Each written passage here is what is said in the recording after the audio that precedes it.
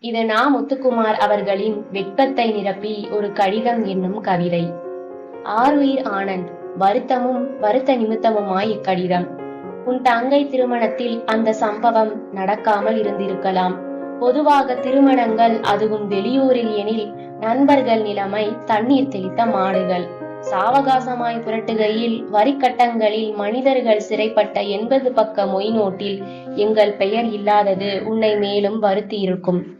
வீட்டில் பணம் வாங்கி இருக்கும் எங்கள் மனத்தெளிவில் கல்லறிந்தது சுரேஷ். நாம வேலையா செய்றோம், ஸ்டூடெண்ட்ஸ் தானே, ஆகையால் தண்ணி அடித்தோம். ஆம்லெட் உபயம் எனது மொய்ப்பணம். நீயே சொல்.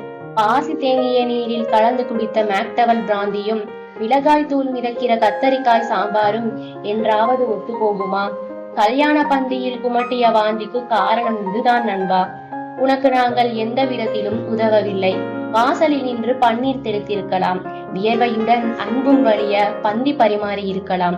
குறைந்தபட்சம் சீட்டாட்டம் தவிர்த்து தாம்பூல பையில் தேங்காயாவது நிரப்பி இருக்கலாம்.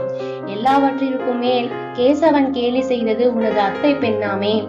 மன்னிப்புக்கு இல்லை இக்கடிதம். மன்னிக்க மாட்டாய் தெரியும். வீடு தேடி வந்து உதைத்து விட்டு போ.